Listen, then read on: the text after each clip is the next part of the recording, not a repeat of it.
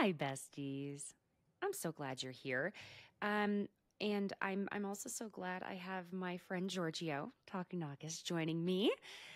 Thanks for joining me to really pull this apart, this Bethany and Rachel of it all. Well, hello, and thank you. Yes, I am so sorry I missed you last week Hey. for the Orange County recap, and sorry they decided to not give us a new episode this week. But I think we have our hands full with what we're discussing today. But I just want to preface the conversation. We didn't really discuss where we're at in terms of our opinions on things. Mm-mm. So this will be interesting. But I will preface by saying I will probably be not the favorable opinion for some of these topics. So I'll just throw that out there ahead of time. You know what's so funny? I was thinking of prefacing that I might have an opinion that people will not be happy with. So I am, and I intentionally did not watch any of your recaps on it. You know, like I've said this before, where Okay, I good. try not to watch what other people are saying because I need my own voice in my head and not anyone else's. um, why don't we just start with? I mean, it's still Vanderpump news. Ariana is going to be releasing a single as fuck cocktail book. And listen, I love that this is happening for her. There will be no man inserting himself into this book. I'm just going to read you what her description of it was. It is that each cocktail tells part of the story of what happened in my own words, from our happy honeymoon phase, the early issues in our relationship, to when everything broke, and finally making it out the other side stronger than before. I'll cover it all. Um, she just really was covering all the stories, and that's essentially how that's going. That book will be coming out December 5th. So that was some fun news to see today.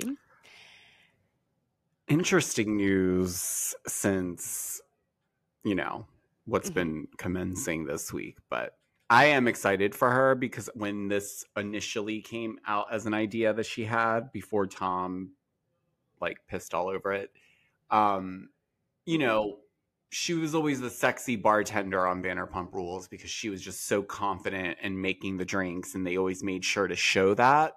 And so when they were doing the cocktail book or her idea initially, I was like, that is a great idea because it's like, first of all, she looks great making the drinks. She's absolutely a gorgeous girl as it is.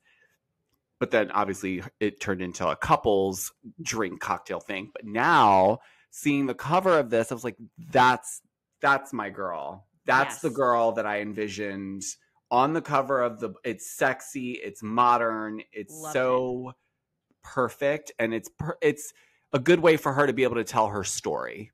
Mm-hmm. I agree. Yeah, I think it's because we know Ariana is incredibly intelligent. She was in Mensa as a kid. I mean, she's a smarty pants is the best way to put Mm-hmm. that. So she could have written any type of book she wanted, but I think this is the best way to do it. It is so on brand and great. Um, Now, I am also going to just preface one, on my own here.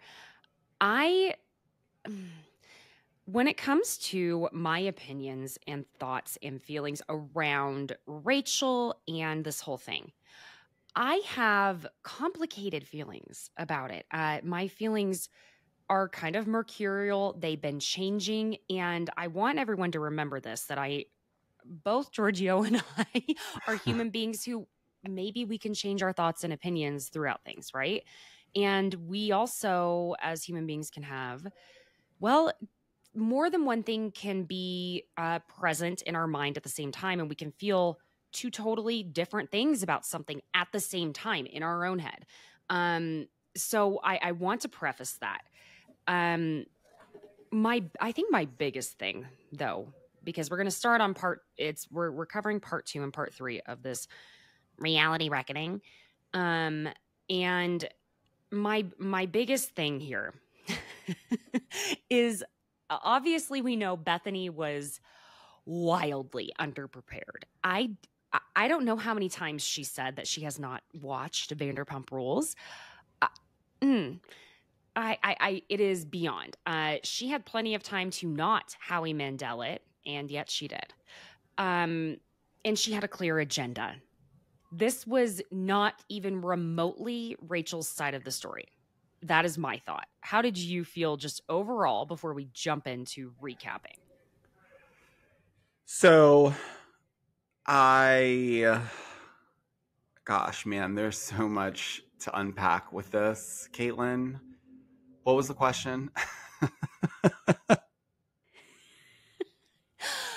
The question was just your overall, before we recap, your overall consensus of what was accomplished here, or what the attempt So, was to accomplish what. gotcha. Okay. Now, okay. Now I make Because, sense. no, you do. It's just, there's so much. But my consensus overall with this whole pairing in terms of like an interview, sit down, also it being Rachel's first time speaking since all of this stuff happened and since the reunion when she like went away to the meadows. I think Rachel saw once Bethenny mentioned her name in a not negative way. I think Rachel was at her parents' house in Arizona eating snacks on the couch, scrolling her Instagram and TikTok, and saw that and was like, Throttled. did you see what Bethenny said? Can we? Because the thing is, too, her people reached out to Bethenny once that messaging came out, as Bethenny stated on the podcast. But I think I saw what was going on. Obviously, there was obviously no coincidence that, we have Bethenny over here talking about the reality reckoning, okay, and having these conversations over here. But then now you have someone who, has not been shed in a very good light because of her actions and behavior, which I'm not excusing any of that. No. But I feel like I have to keep saying that because if I say anything that's not like, she's a horrible person, it's like, oh, well, she did this and this and it's like, I know that. I'm just saying, like, she's still a human being. And so, like, if we're listening to the interview and trying to be, like, trying to get her side of it, then I want to hear, okay, well, what happened with this? What happened? We'll get into all that. So my consensus was you saw an avenue where you both could scratch each other's back. And look, I don't think there's anything wrong with that. No. Because I see that there's something very specific going on Bethenny's side of the pond with what she's got cooking.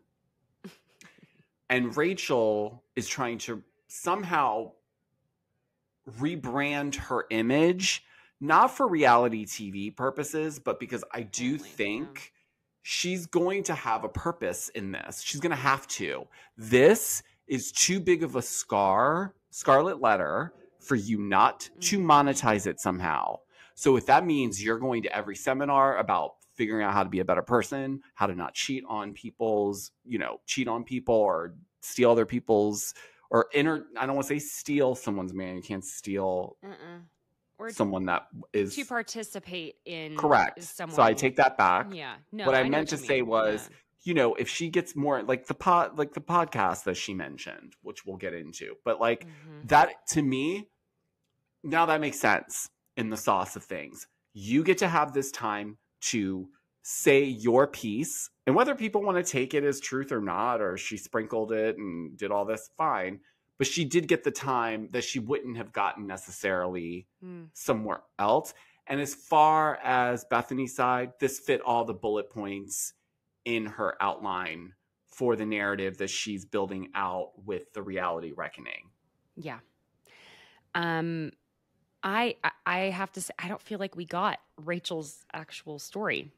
There was just Bethenny pushing along what happened to her, and it was very much we want to uh, it was very much Bethenny wanting Rachel to feed into every aspect of how Bravo treated her and none of the accountability. And this is where what I mean when I say I felt so back and forth. So my feelings are juxtaposed.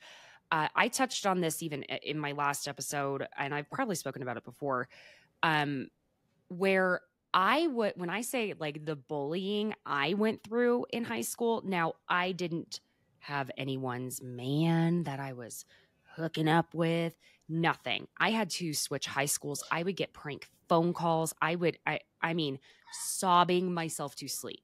So when I say all of this, I not only can sympathize with Rachel feeling like the entire world is against her, I can empathize with that because that was deeply traumatic.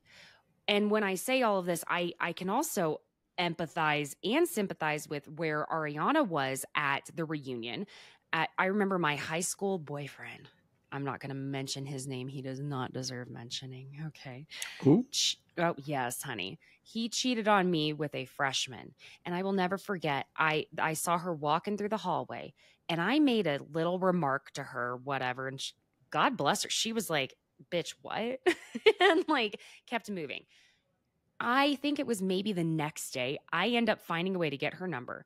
And I end up texting her and saying, you know what? I'm not going to blame the female in this. I remember being specific about that. And she and I ended up becoming very good friends, is what's also funny about this. But my thing has been for a very long time, we don't blame just the female because that's not the way we should do things. Now, she has to be accountable for her actions. Some of the things that she would have me for a second, and sometimes I would be in it and be going, wow. And I did have those moments even in the height of Scandival. But then it's like something about the timing for her, and when she says certain things, and timing as in like this interview happening mere days after content creators everyone just recently, like days ago, were saying, let's leave her alone. And now I was like, oh my God, like who is looking out for you? Because you say no one on the production team was looking out for you, but really it doesn't sound like a lot of people in your life know how to look out for you. Maybe they mean the best, but they're not, and then I also go, if it were me, let's say I had made this huge, I'm not just going to say mistake, but repeated mistake, this choice over and over, and really did this. I know no matter what, my mom, my dad, they are going to be disappointed in my actions, but they are going to have my back. And I can totally see my mom being like, you know what, you should talk to Bethenny. That Bethenny knows what she's talking about. I think Bethany's going to be the one. I can see that mama bear jumping in and wanting this. Okay. And I then also get pissed at Rachel when she's like, well, I looked up to my castmates as like the role models and how to be a good reality TV star. Don't blame them for your behavior off camera. And it's frustrating. It is. I think here's the summary of this, and I'm glad that Rachel ultimately decided that reality TV is not where she belongs, for a multitude of reasons, because the things that have happened to her in a very condensed, short time frame. But if you spread that out, it's happened to most of the rest of that other cast at some point, just not as condensed. And when I say condensed, I mean we're talking weeks of just constant, all of us talking about it. And everyone was inundated with too much information, I felt like, at a certain point. So by the third part of the reunion, we were emotionally and mentally drained as people who were recapping it, talking about it, because they threw so much at us at the same time. We saw them fighting, but then we saw Ariana doing a Duracell commercial sponsorship. Then we saw her doing these other things. And we're So at a certain point, I was like, well, wait a minute. She's thriving and seeming like she's getting her positive karma from this immediately, like immediate payment, right? So this interview was interesting for me because, like you said this at the beginning of the episode, I don't stay grounded in an opinion around, like, my opinion around something will change. It's going to change. This is why I don't do the Stan account thing where I'm like, Stan, yeah, because that means they'll never do wrong in my eyes. That's not true. That's just not true. So yeah, it, you know, for me, like with Bethenny and stuff, like, I don't agree with everything that she says or has an opinion on, but what I do at least appreciate is that the marketing that she did around this was because you build up this conversation. In the background, they're definitely having conversations. They were absolutely, once Rachel reached out, the conversations didn't stop. They didn't just book. I mean, Bethenny flew to Arizona. She absolutely spent time there. So we don't know what she's always cooking something up, you know, and that's just part of her thing. That's how she spices it up. And she really, frankly, I don't think cares if people are speaking ill of her because of her doing this. She clearly has an agenda because something triggered this conversation. And it wasn't just the SAG stuff. I believe that there's behaviors that go on that shouldn't. I do believe that things need to be structured differently. This is kind of like a wild, wild west, as they've said. It can't be like that. It's dangerous. Truly, we've seen people look. Kim Richards is a very good example of this conversation that she's brought up. Very good. They said they literally waited for her to come out of rehab and did a sit down in time for her to have it edited for the reunion for whatever season it was, 3, 4. Oh God, yeah. My point is, but they keep bringing her back and forth, but it's clearly not a healthy environment for her, right? There should be a mental evaluation when you sign up for these shows, specifically if you're going to be drinking, specifically if you don't have a background in doing any sort of TV at all. Pageants don't equal TV. No, and I'm not putting the blame on Bravo for her actions. What I'm saying is that I do kind of see now, yeah, let the cast say what they want to say. I'm not talking about that so much, even though whatever. But there should be somebody there being like, right. We got to tone this back. Speaking to, you know, like when Bethenny was asking if there's any type of managerial position of someone that they can go talk to. And here's the other thing. Bethenny used to be someone that I really like even looked up to. I thought I really liked Bethenny for such a long time. The tides turned for me when you know, she started, and I've said this before, she started sending cease and desist letters to small content creators, like not uplifting female business owners, like small business owners, things like that. I'm sorry, I don't think you and I both know she did not ask Nene Leakes to come onto her podcast. She didn't. The thing is, I'm just, where I'm going with that is I don't see that Bethenny's sitting there going, hey, let me also give a Black woman a platform. Why are we giving Rachel this platform right now about just this? I think Bethenny was the wrong person. I think that there were a lot of other people that Rachel could have talked to, and she could have brought up the conversation, because I think it was a conversation that needed to be had. Total agreement with that. Bethenny is so, I just feel like she always has this agenda, and I'm not just trying to sit here and bash Bethenny. I want that to be known, again, that this is coming from a place of someone, it's almost like I'm just disappointed in how she's behaving. Like the number of ads and the fact that she did not even pay her. I'm sorry. Here's the thing. If Bethenny offered to pay her, can you believe how many ways volumes. That woman would be shouting that from the rooftops by now when we all found out she did not pay Rachel a dime. Oh, fantastic. You flew out to Arizona. You flying to Arizona on your private jet is nothing for you. Nothing. And Rachel, who you're wanting to use as the shining example while you toot your own horn over and over. I was the golden child. I left and I made all this money and all the Bethenny clause. Wow, Bethenny, wow. And it was just like, Bethenny, it's not fucking about you. You were not traumatized by being on Bravo in the way that you are saying you're advocating for these other people. And so that's where I'm like, dude, you're just not the right person for this. Now, who is the right person? I don't think it's someone who is, this is where it's tough. Should it be someone who is a former housewife? I don't think so, because it's hard to imagine they don't have some sort of ulterior motive. And even if they didn't, they're going to be accused of that, right? So let's thinking ahead on it. Should it be someone who's a current housewife? Well, are they going to want to actually bite the hand that feeds them? Probably not. I don't blame them for that either. So who is the right person? I'm not entirely sure. Maybe someone who worked in production and knows the ins and outs of both sides of it, has watched all of it. I don't know.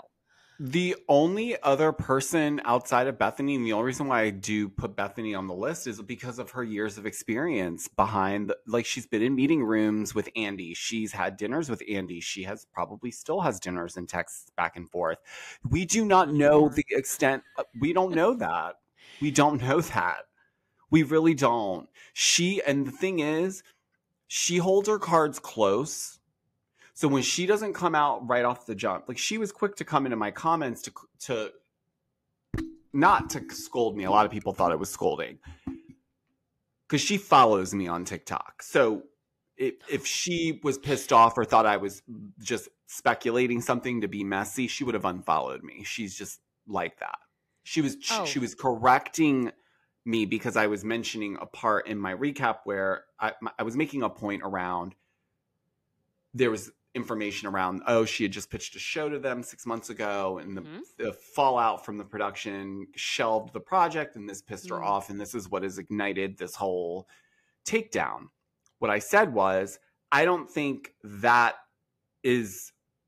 takedown is a consequence of the show being shelved, because ultimately businesses are businesses, and she's a businesswoman. She's still you can still go to even like me, if I was at work and I expected more pay for the great project that I brought to the table, I can still expect the company to change things to make things more financially fair from my value standpoint. Yeah.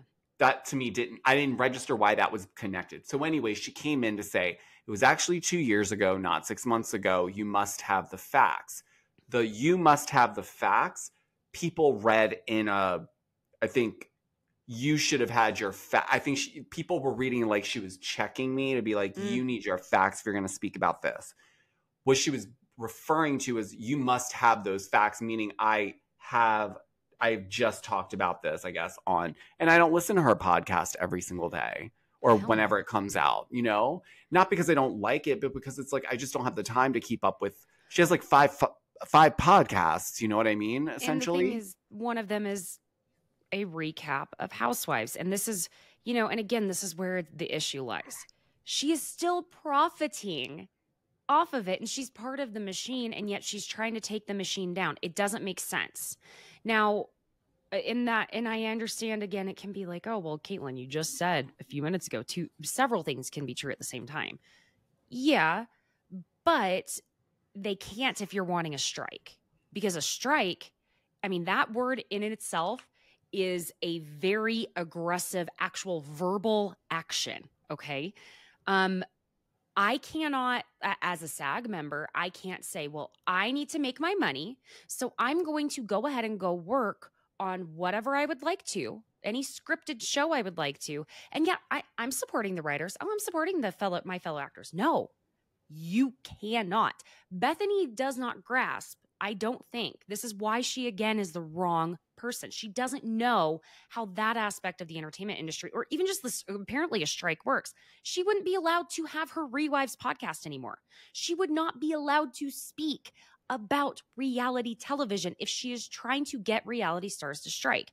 That is why it's considered crossing picket lines. If I were to sit here and give a review of the Barbie movie, even just saying the Barbie movie, I'm towing that line. And she's not getting how much she is quite literally biting off not just the hand, but her own hand. And so that's where it's like they need someone, and I said this on the last podcast, I feel like someone, even someone like Garcelle, who could just be the spokesperson. Let everyone tell you what to say, but you understand what's going on. I don't know, and I'm not saying go bring Garcelle into this. I mean, God bless her. She's been through enough in the last. I know. I feel like she's like, now why am I in it? She's like, why are you mentioning me? Don't bring me into this. This is me saying how much I adore you and think so highly of you. Totally, respect you. totally. You know, and that's where I feel like Bethenny didn't let Rachel do a lot of talking. And this is where I'm going to say it would be very, very difficult for me personally to interview Rachel without going, I'm going to have to insert a word for you here so that you will just finish your sentence. That being said, the best example I can give is when Rachel was saying, oh, you know, and Ariana would, she always encouraged me to pursue whatever you were pursuing. Like that type of, like those moments, that happened a lot. I get it, right? They needed to continue moving it along. So this is, right now, let's dive into some of what was happening on part 2. I'm not entirely certain why Rachel would double down on Scheana allegedly assaulting her, saying she had a permanent scar on her eyebrow. We have seen multiple images of that spot on her eyebrow before this. Multiple, all over social media. And you can go back and look at pictures of her without makeup.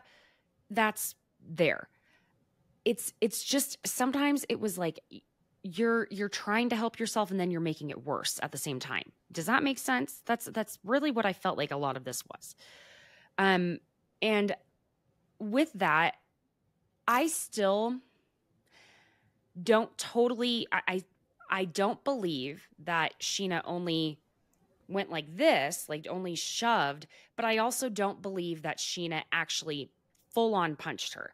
We have never once seen Scheana be violent in any way. In fact, she's probably the only castmate we've not seen fully get in anyone's face the way we've seen the women and the men on this show do. Like, and with the exception of even Rachel. Rachel, I don't think I've seen Rachel get closer to other girls' faces when talking than I even feel like we've seen Scheana do.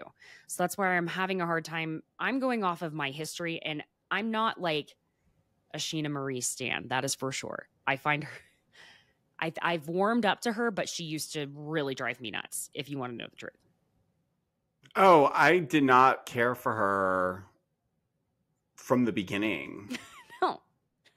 When they introduced her on Beverly Hills at one of the events that Lisa was throwing at Sir, I was like, oh God, no, this is the woman that broke up Brandy's marriage. Disgusting. Gross. Right. And then when she was on the show, I was like, oh no, I understand why these girls don't like her. Yeah. But then over time, we saw her evolution as a human being. And obviously now I don't dislike her, but I'm not I'm not standing anyone, but right. I'm not big on her to begin with.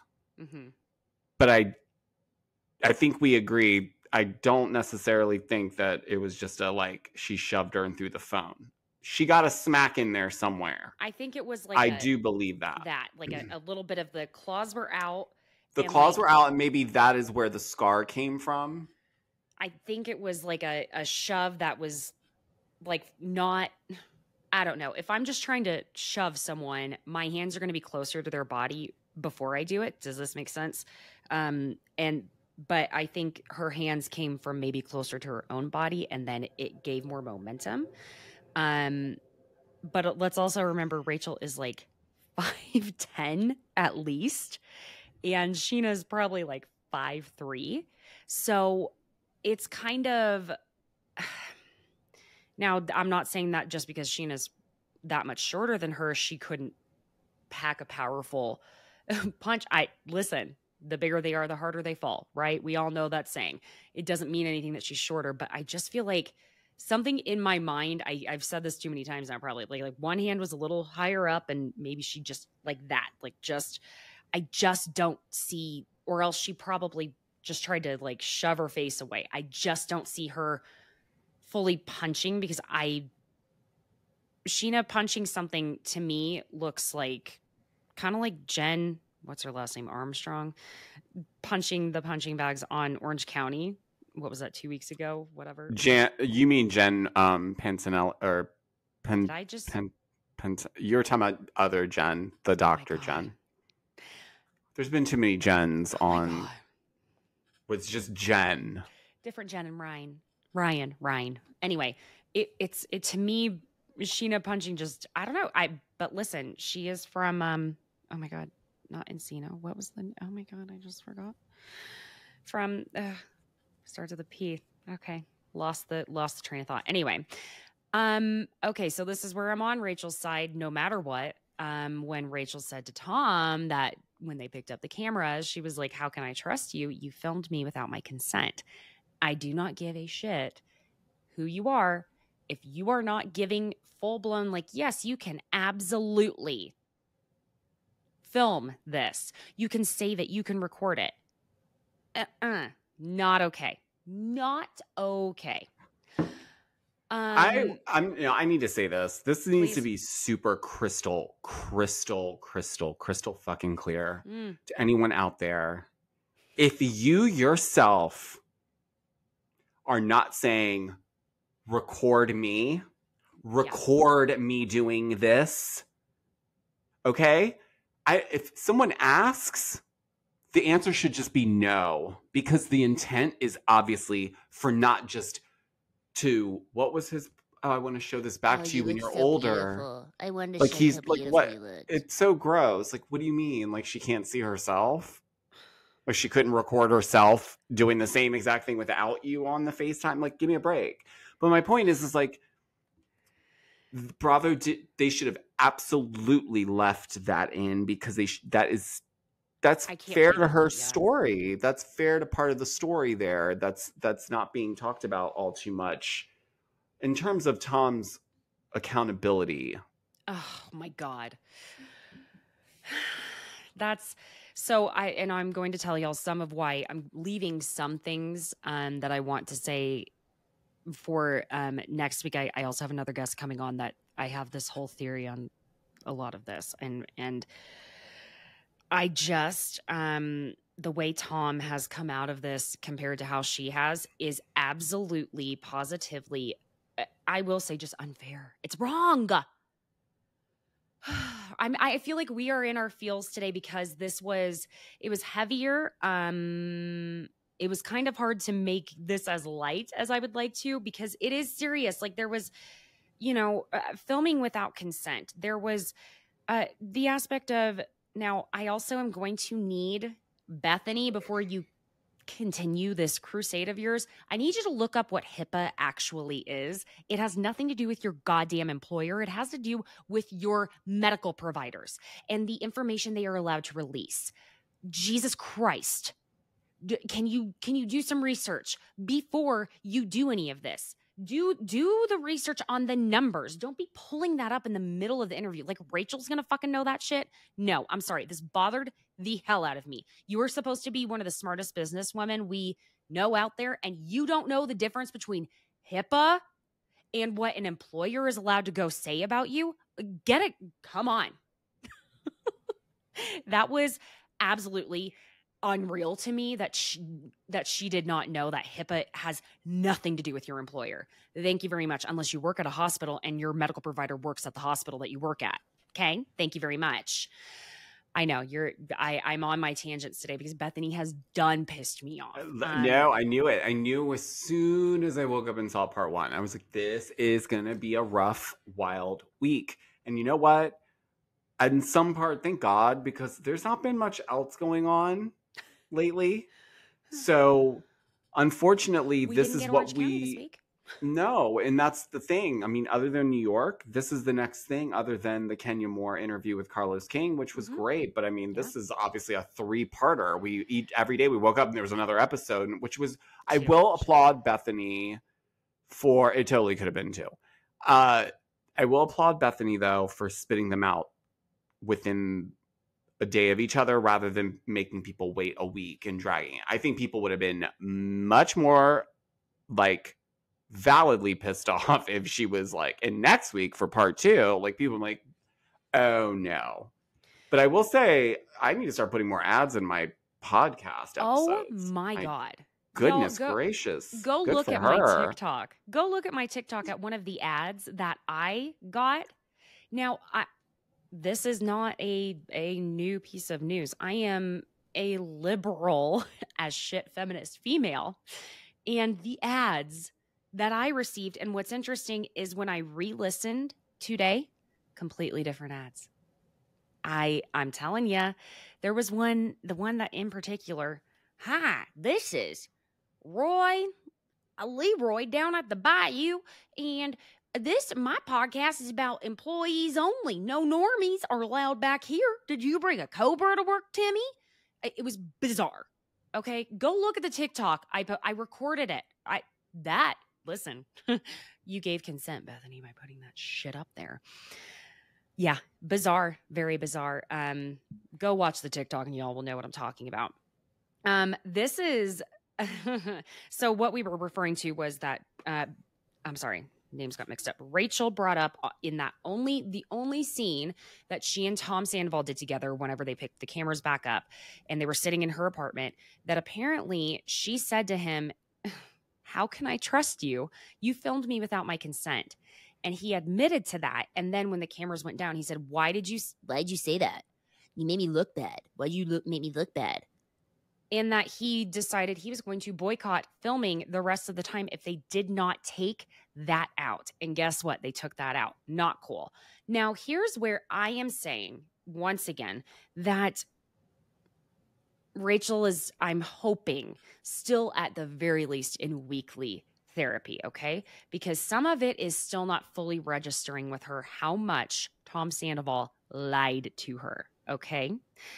Not only about his relationship with Ariana, my God. I mean, I think she still believes the lies he would tell her is part of this issue. And that's where also the issue of her not taking accountability. Taking accountability for this would mean I chose to believe this at a certain point, okay? And I chose to continue on with my actions. Now, she said that she told Bethenny that Tom Sandoval told her he was offered a producer credit for season 11. The second those words came out of her mouth, I was like, number one, no way in hell. Maybe there are some stupid decisions that get made, but they would never be dumb enough to let his name scroll in the EP or even P credits at the end of that show. Oh my God. Could you imagine? No way. No way. I could see it for a 1 episode, for a scene. You can give anybody a credit for that. One and done. In reality television, they do this. I've not heard of this, but Okay. listen, wherever she's getting her information, Sandoval. listen. But that's the thing. Wouldn't that be something if they've changed rules for things? How do we not know that they didn't work something out? Listen, scripted, they have a different director almost every episode. A lot of times, Or maybe unless it's it like does. limited Maybe they series. use it under an alias name, but it's really Tom. You know, maybe that's what they've been doing all along. For all we know, I don't know. I'm just speculating and being funny, but I'm just saying, that's like, kind of a fair point. I'm not even gonna. I hadn't thought of that. I just do not believe, because if they got caught doing that, the uproar that would happen from all of us if Tom Sandoval were given a producer credit after all of this. It ain't happening now. I'll tell you that. I'm sure if that was true, he got a strong talking to about how did this information get to her? You know? So I could see that backfiring. So if that is true, it may not be the case anymore. But I still don't see how that would work. In what capacity is he like executive producer? Is he No way. gonna film No a way. scene and then tell them what he wants that scene to be and how they need to edit it, or he gets the final say in that edit? Maybe. Well, clearly, to me, you told the producers to leave something out, and they did. So in my mind, you Yeah, that's fair. deserve an executive producer credit for that episode. You do. Mm. If that happened, and I'm not going to sit here and pretend that didn't happen. That sounds like something he would Oh, absolutely absolutely. say and do. So I I'm believe that not. happened too. Deserve is this maybe the strong word. Maybe an editing credit. I mean, yeah, but I mean, in the technical sense, like you could be an executive producer by just skimming through the episode and saying, "Yeah, I'm good with that." Well, You didn't do anything per se. You're just like, whatever. So I don't know what conversations they had to keep him engaged, but it's clear he's not getting.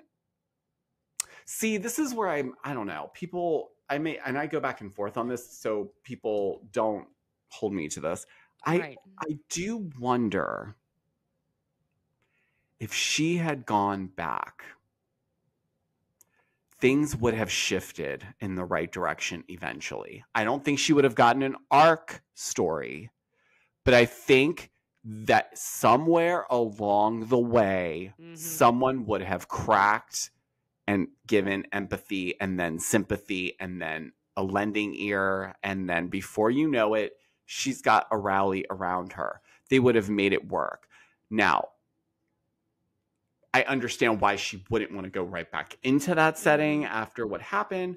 But in the scheme of things, if you're talking about being broke and being in debt, what else are you going to do, honey?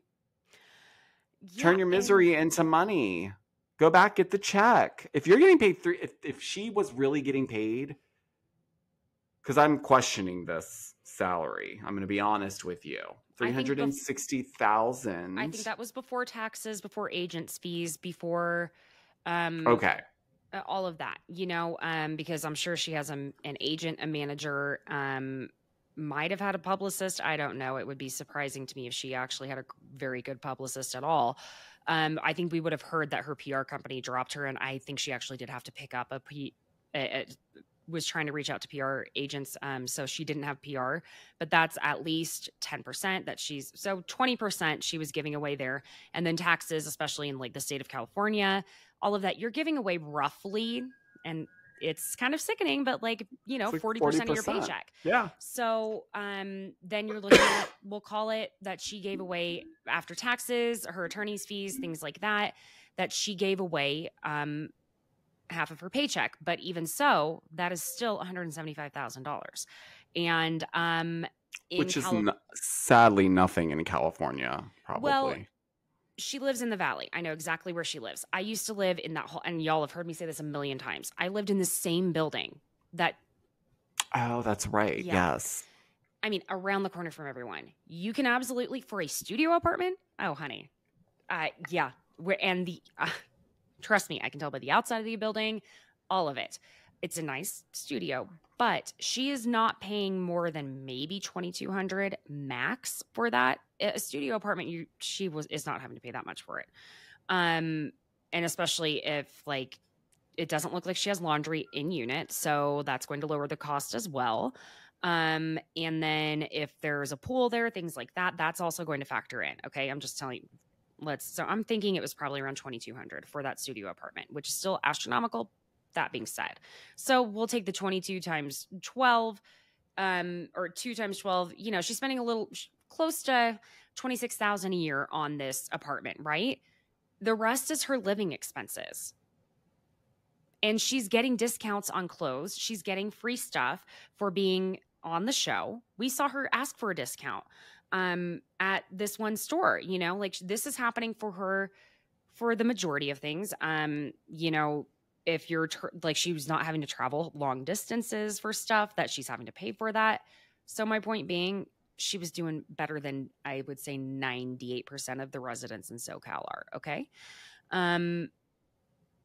And she is certainly making more than Bethenny's interns are. And this is also one of my biggest things is Bethenny did no fact checking on anything. Can I be honest about something? I think, and I am just saying, I think, I don't know, but I feel like because I saw a comment where someone said that she clearly doesn't make intern money or something to the regard of what you just said. And she said, yes, you're right. Like, so I think what she meant in that, I think what she meant in that, with that statement in terms of like intern money was the broader scale of what people are being paid in the scheme of things being in this situation. Not so, because I can't imagine she really thinks that this girl was, what did she think that she was getting paid, like $50,000 a season? Listen. So how much are you paying your interns? I can't give Bethenny that benefit of the doubt. Like I can't. I can see your point, but I think no. I mean, she didn't even or look she up. said it for a soundbite. Because again, you have to remember, she knows that she knows what she's doing. So there's certain things, because I see her in the comments and she will say like, yeah, you're right, or whatever. And like, or she'll disagree heavily with someone or say like, you're whatever. But like, I feel like sometimes she plays along in the game by saying things like, oh, so you made like intern money. Playing along when she says to people in her comments, I know it just upsets you that I'm so much more successful than you. What the word I want to use, it's pretty gross to say shit like that to people. My God, you can argue with people in your comments if you really want to do that, which I have been guilty of it myself. I'm not trying to say I'm above that shit. Okay, believe me. I'm not above it, but I just can't. I just can't do that. Can't go down to the dark side. I sometimes do, and I then leave it going, God damn it, they got me again. But you don't need to be like, oh, you're jealous of my success. Girl, get out of here. Everyone's jealous of having that much money. That's so rude, okay? Like, it's just like, let people be rude and look like assholes without going that level, okay? Like, that's a whole different thing. Well, and Bethenny did her research on camera, on mic, to find out that the demo for the viewership was at 2.4 million. And if she had been paying any ounce of attention, she would know it was the most watched TV show in 2023. She wouldn't have had to look that up during it. I mean, it was just, if she's playing at something here, it's like, man, you're not giving anyone any confidence, in my opinion, for you to be some sort of union president. You are certainly not the Fran Drescher of this, okay? Then it was just like the rest of it was when we got to the part of it being read back to Rachel, what was said to her at the reunion. I am not going to lie. I had a hard time listening to some of it at that point because Rachel was not even fighting back. She knew she had fucked up. She felt bad. You could tell. Okay. And the thing was, everyone was still, it was so fresh and they were so angry. And I think the reason why Ariana went so hard on Rachel and not Tom is because she had already been screaming at Tom for plenty of days, and she was all screamed out of screaming at Tom. And so this was the last person she had to say anything to about it. I think in retrospect, though, in a situation like that, I agree. I mean, looking back at it, it shouldn't have happened that way. The formatting was all wrong. It was a complete gang fest of a gang up, and everyone piled on. Everyone. So that format can't be, we can't do, it's not like we're not watching gladiators in a stadium. Like, I really fear that Bravo, if they don't start revamping some of these things, they're going to turn into VH1. Well, and here's the thing is I've said this about Housewives and how people like to always give all of us fans of it, like just that shit where it's like, oh, it's just a bunch of women fighting with each other. And my biggest thing was, no, we don't like watching the underdog get beat down. It's different when you see two people that can go toe to toe, Nene and Kenya. If it's, I don't know. I can't even think of anyone on that cast that it's like Lala going toe to toe. Like if it were Lala and Stassi, you know what I'm saying? Like that's different than when you see Rachel sitting there. I feel like a piece of shit, and I felt like I felt terrible about the whole thing. It did feel wrong watching it. Now, the problem though is this is the moment when I felt that personally that all Rachel needed to do was say yes, that was very painful, and like she could have sat in that moment the way she did, and then to say, and I know I hurt people so badly with my actions, and left it at that, and not put the blame for her actions on other people, because everything she did was off camera. And Correct.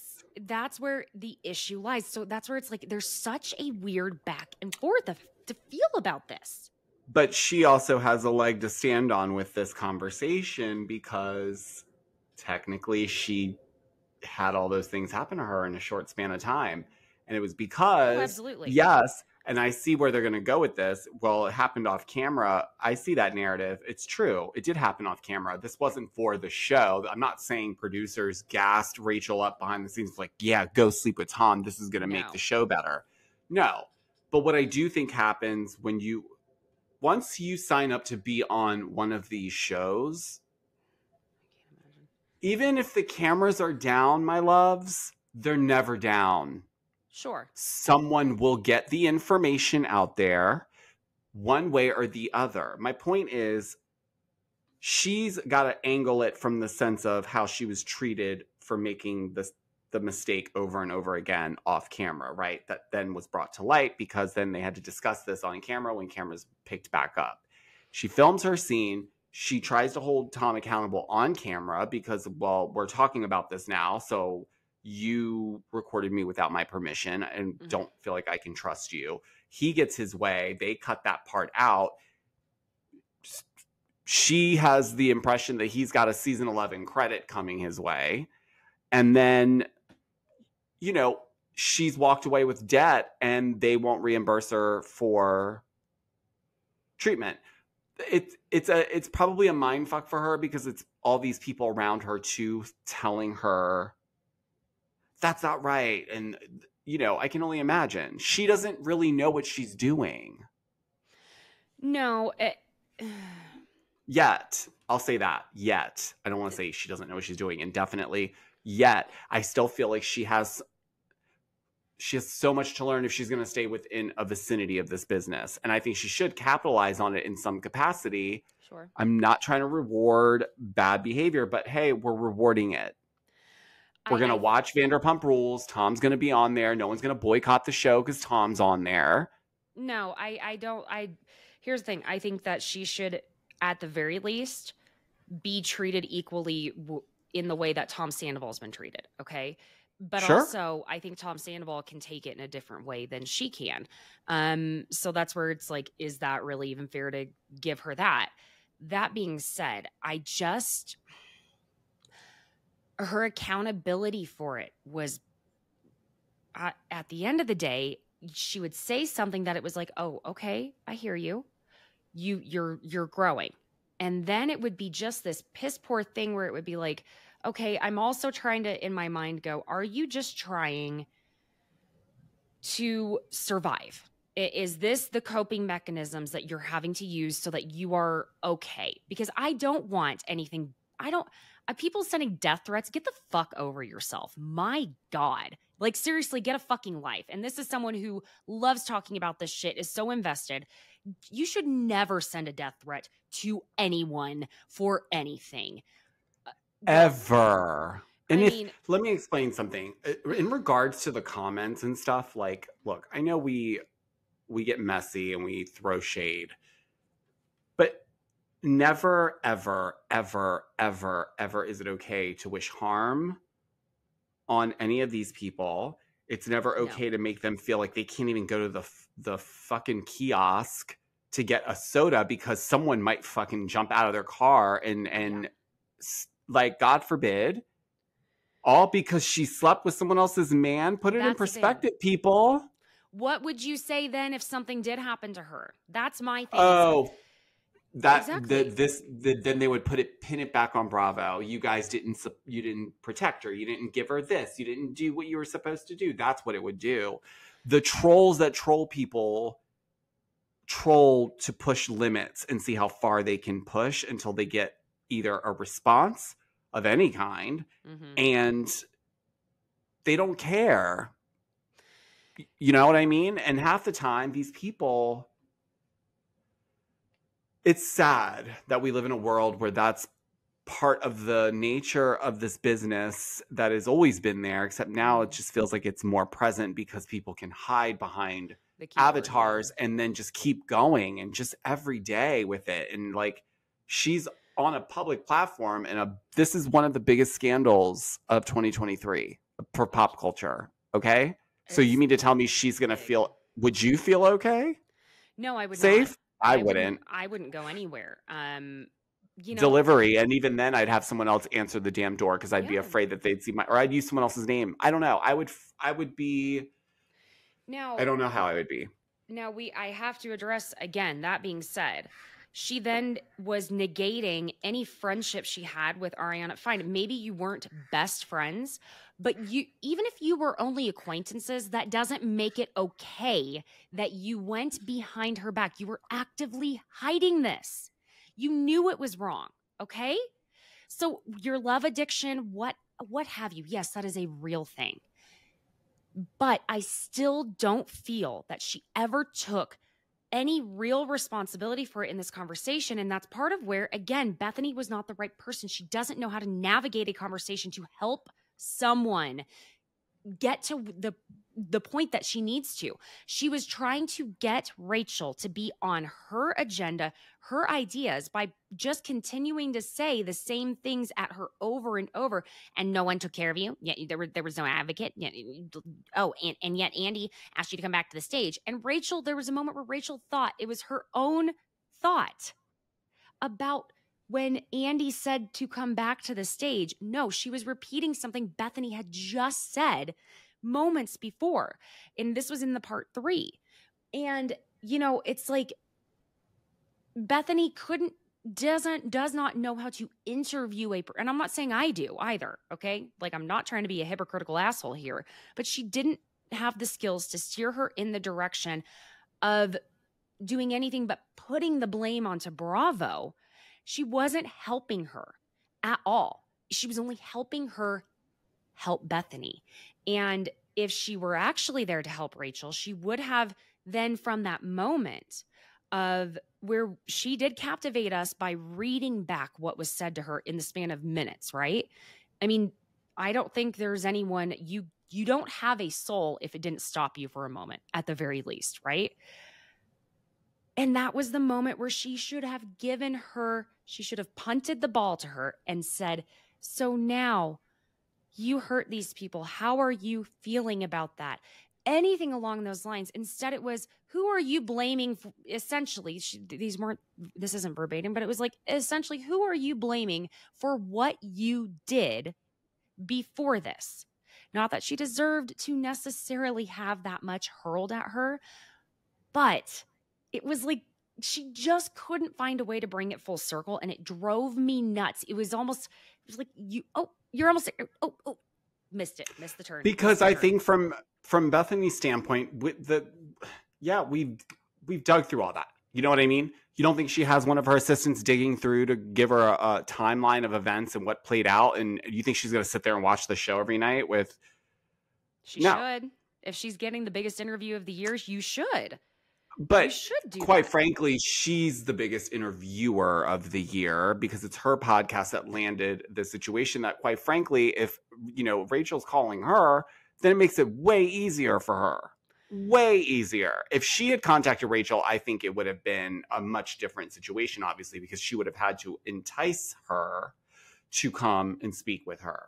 But when someone's just calling you, who, by the way, Rachel probably didn't know who else she could trust in this business.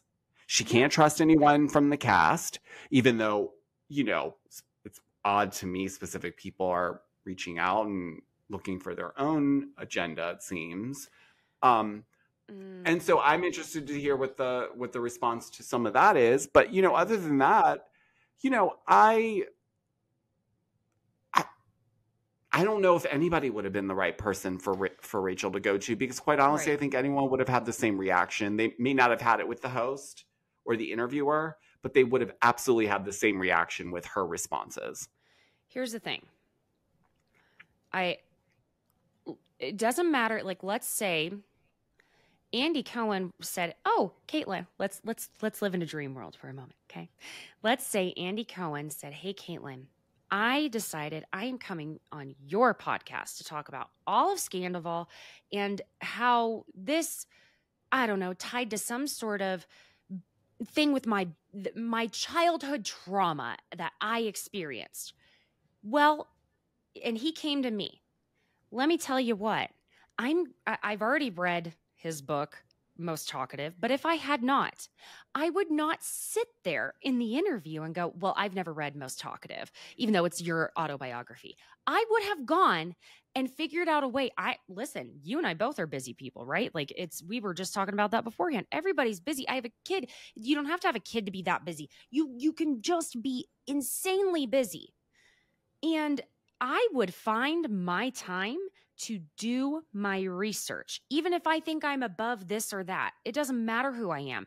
You show up and you do your work beforehand. If this is something that you are making money off of and you want to have you want people to respect you, same thing. Like, let's say, I don't know, an incredible director, and I'm not comparing Rachel to like these people. Bear with me though. Let's say an up-and-coming director that everyone's looking at says, "Caitlin, I want you to be in my film." And I go, "Okay, great. I don't have to audition." I'm not going to show up for rehearsals or blocking without knowing my lines and knowing the premise for the entire film. I'm going to do the work. It doesn't matter how big or small, you do the work. And Bethenny did not even do any of the work, or she wants us to believe she didn't.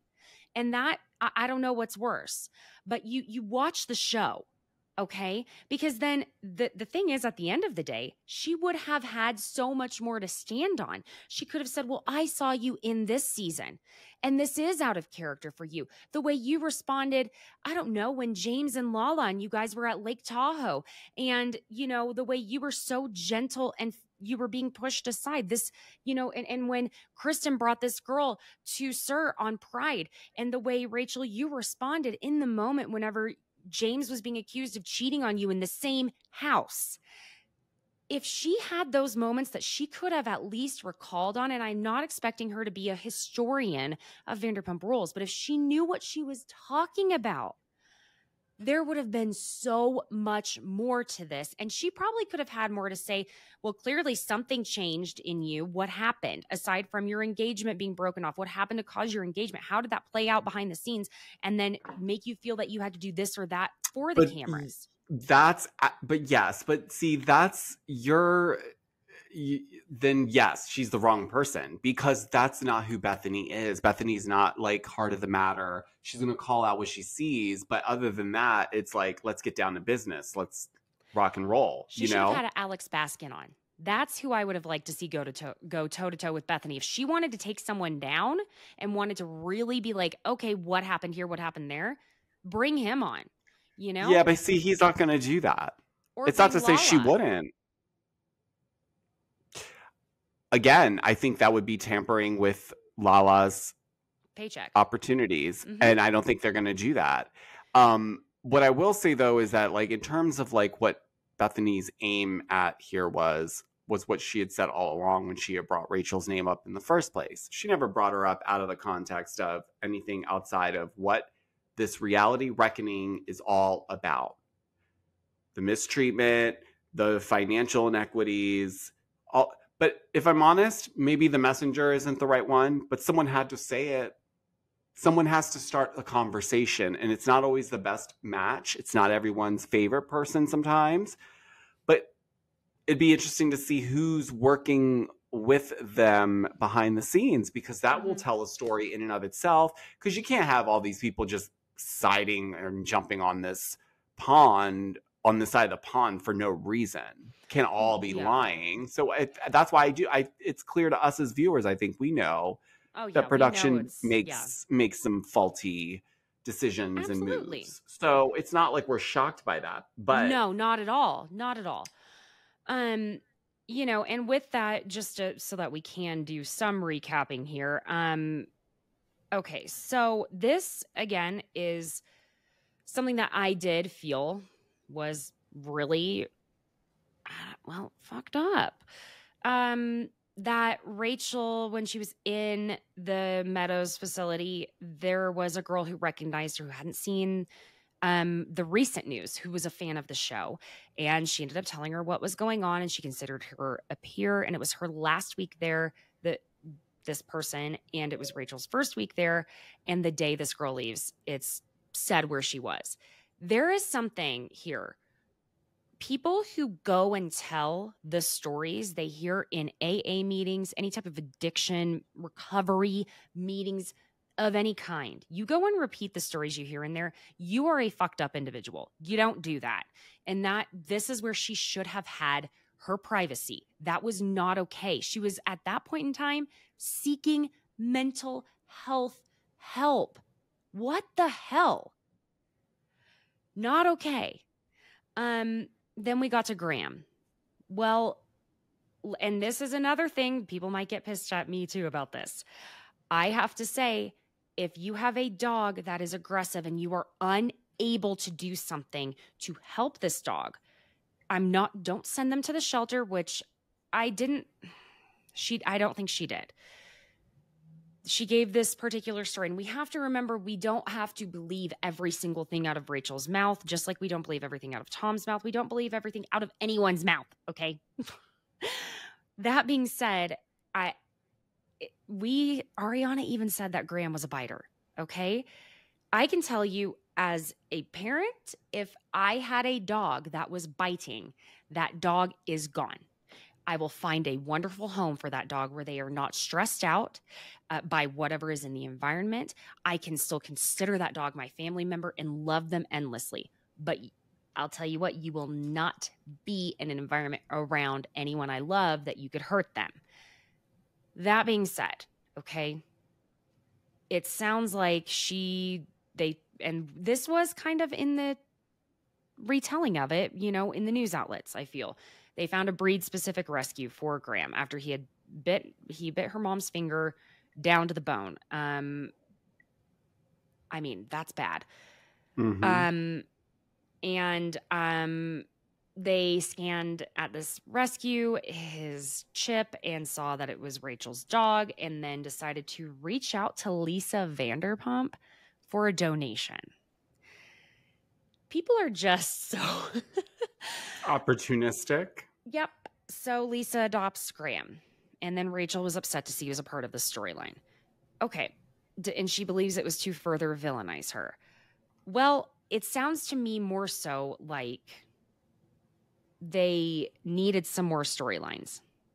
I don't think season 11 is going to be what we think it's going to be. Sadly. No. This could be the final season because what more could they do after this? My God. These people, you can only push people so far. I'll say also, we can't pick and choose when Rachel's telling the truth, Kristen. So, Kristen, you come out and validate claims that she was trying to validate for you. You come out and say, yeah, that part of it is she's telling the truth. Yeah. She's right. But the other part is not true. As if... money type of thing. But can we be honest? Would she have come out and like, you know what, guys, she is telling the truth there. They gave me the show because they didn't want me to continue to further talk about this whole James situation. She wouldn't be able to anyway. So the point is, like, oh, she's telling the truth with that, but not everywhere. Like, yeah, I get that point. I don't feel that it's possible for all of this to be accurate. I don't think all of it is. I think also there's a way to something that I try to remember this about people, and it's something that I've been learning for dealing with like toddlers and young children, is that when they lie to you like, "Oh, yes, I brushed my teeth, mom." Well, I can literally see the spinach from your omelet in your teeth. You didn't brush your teeth. And sometimes it's not that someone is just lying to lie. It is called wishful lying, like wishful thinking. That maybe the child wishes that they had brushed their teeth. Maybe Rachel wishes that some of this, and I'm not even just talking about Graham, just some things is the truth, even if she knows it's not. Maybe there's some wishful thinking, just like with anyone else, right? Anyone else involved. Now, Tom Sandoval's just a freaking liar, I feel like, but self-serving. And, there's that. But that being said, I the whole Kristen of it, Kristen was talking about James and the alleged abuse allegations in her book before all of this. In her book, He's Making You Crazy. So this was not something that she just started talking about because of Scandival. She was talking about this for a while. And then, so yeah, basically she felt that, let me just hop back over real quick. She felt that Graham was being used to further villainize her as a storyline. She feels that, Graham was being used as bait to get her back on the show, which I want to touch on. I want to take a very quick break, and then we're going to come back and wrap this up. So stay with us for just one more moment. Okay. Be right back. Oh, okay. Well, friends, thank you for joining us back. All right. We're going to kind of go ahead and hop on over to what we had been mentioning earlier on this part 3. First of all, Bethenny did ask Rachel if she had been asked back, and like, of course she had. I would have been more surprised if she said no. And her conditions were that she be paid the same amount as Tom Sandoval, Ariana, and that they pay for her treatment. I'm not going to lie. I think that Bravo fucked up royally if that is all that she was asking for. Now, her treatment was quite expensive at the very, very bare minimum. Now, Bethenny made a good point. I will say that that's admitting culpability in her needing to seek treatment. So fine. Okay. But if they were not willing to, at the very least, give her that equal pay, then man, that is on them. They shit the bed. So, as far as the treatment, as much as I feel like they should have paid for her to go out of concern, not because of, I get after the fact now reimbursing her for it would make it look really bad. But I think initially, if they were super concerned, specifically after the reunion wrapped, I think they should have immediately put her in touch with a few places and said, I think you should go and seek this. And I think that would have set her up for success to come back. Mm-hmm. I also don't necessarily, as much as I agree with her getting paid more to come back, obviously, I don't agree with her getting paid the same amount as Ariana and Tom, who've been on since Tom's been on since inception. Day one. Ariana's been on almost since inception. So it's a little bit much to come in and be all of a sudden saying, I want the same pay. I don't know what they make in relation to what she was making. That's the question. Yeah. And that would be interesting to see because that would determine how much of an ask that is. But if they could have worked it out in a way where they would have said, we won't pay for your treatment. We won't reimburse you for your treatment, but we'll take the value of that and we'll throw it into your salary. And then we'll boost your salary, I don't know, a percentage, get it higher, but not to where Tom and Ariana's salary is. And I think she would have signed on. I do. I really do. I'm curious what those negotiations actually looked like. That being right. Can you imagine? With that being said, she also has a no contact policy with every single cast member. She has only, now she didn't say she's spoke back with him, replied to him. That's the word, Caitlin. That she did not say she replied to Tom Sandoval, but she said he sent her 2 emails and that Lala reached out to her on Instagram. And she said, basically she lent an ear to her. And this, I'm sorry, this doesn't make sense to me. Maybe you are able to make sense of this, Georgio, in a way that I can't. I don't see it now. Fine, if Rachel, I'm not saying Rachel should trust her for plenty of her own reasons, but I don't see how it would be that Lala would want to form an alliance with Rachel in order to take down Rand for being a narcissist. What does Rachel have to do with that? That made 0 sense to me.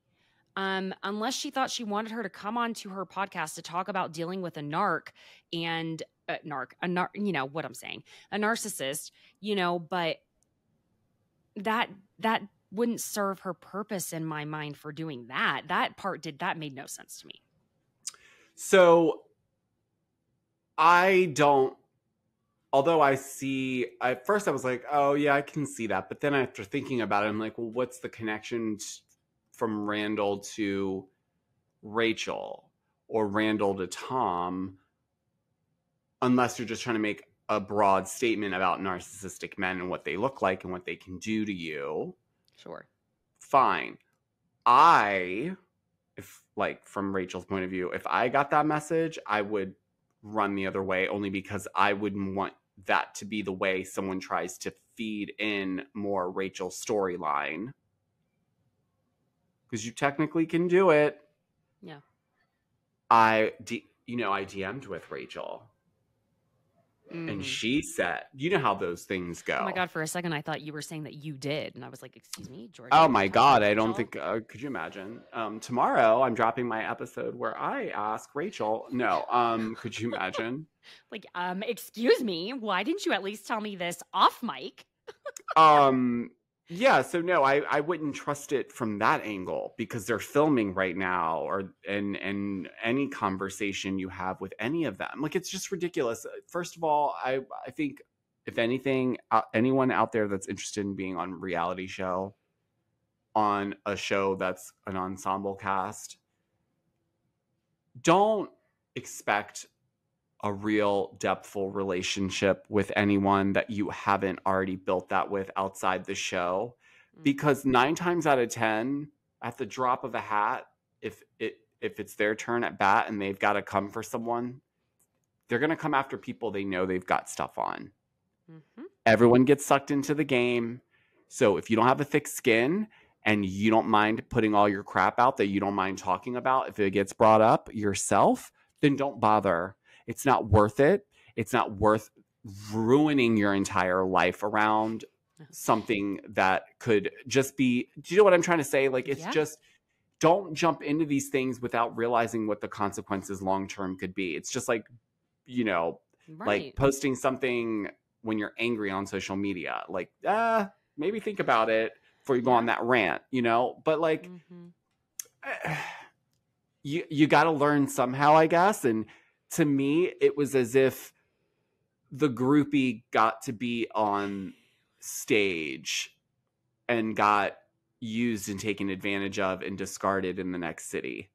And that is kind of what it feels like.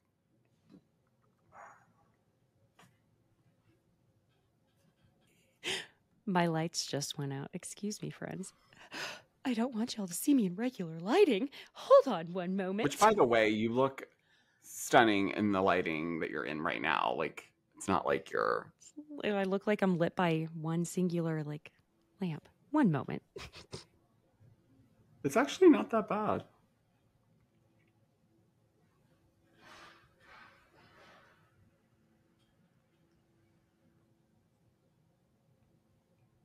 I'm back. There you go. I was like,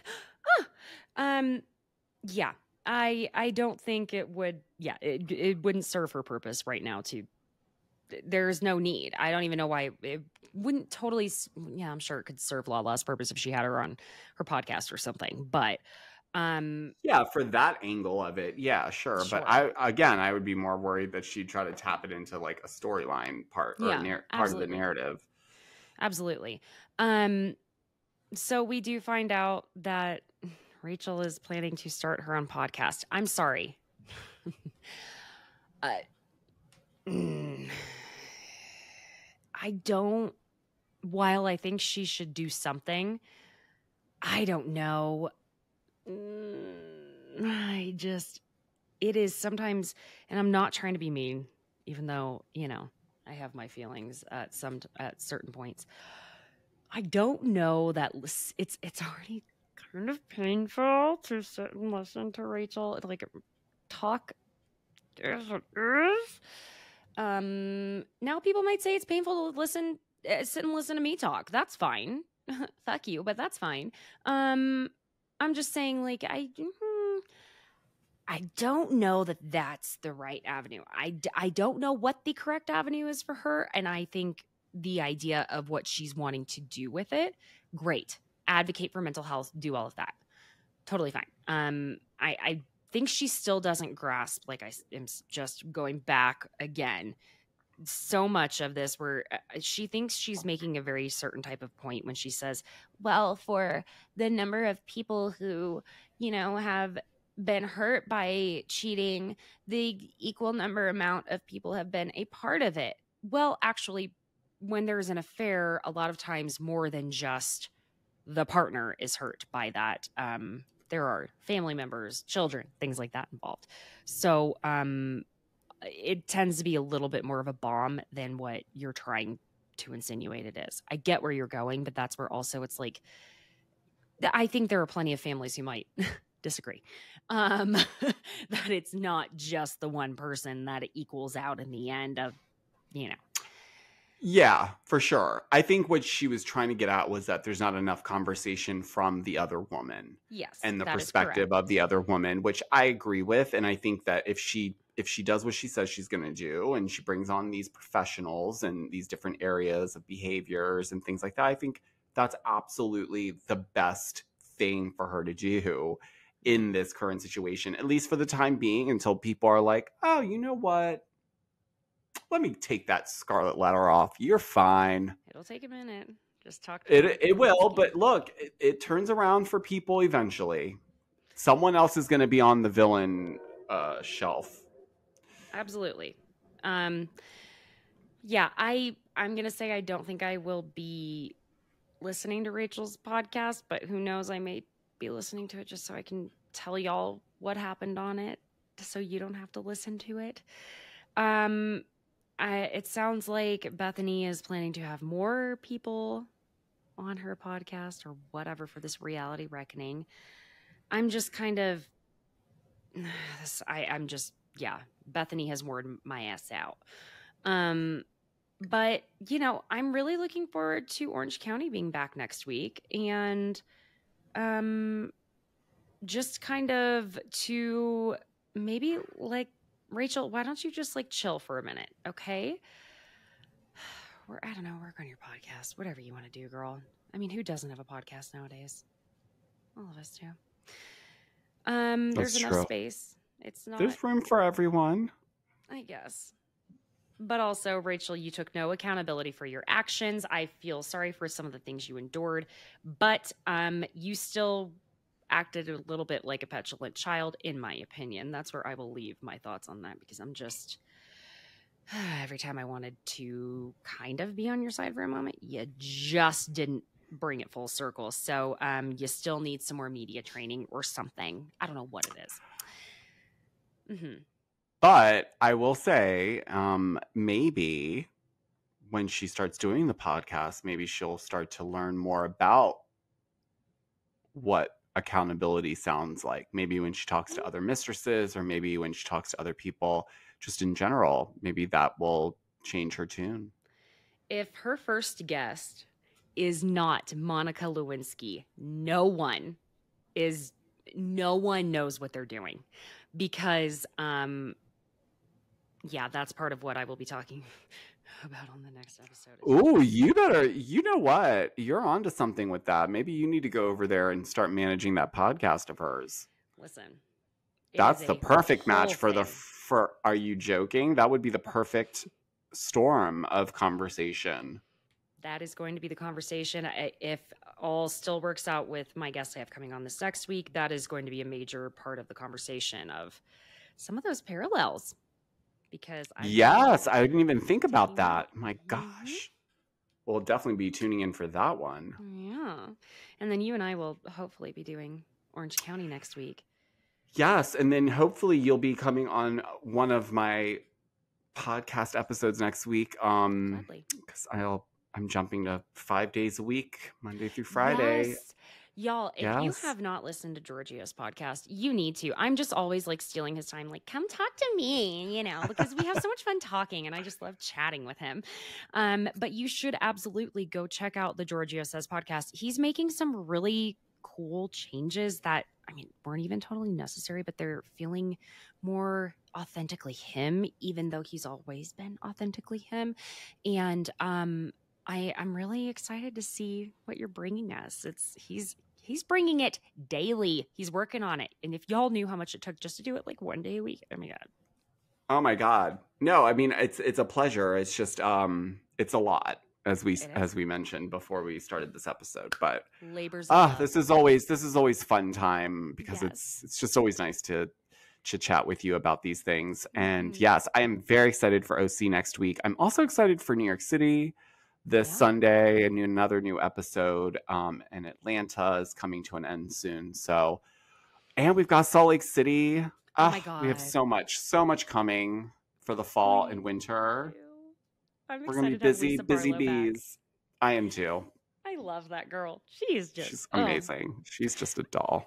She is. All right, friends, keep an eye out for Georgio's podcasts next week that are being released. And I will see all of you next week because I'm recording quite a few days next week as well. All right. Bye, friends. Bye, guys.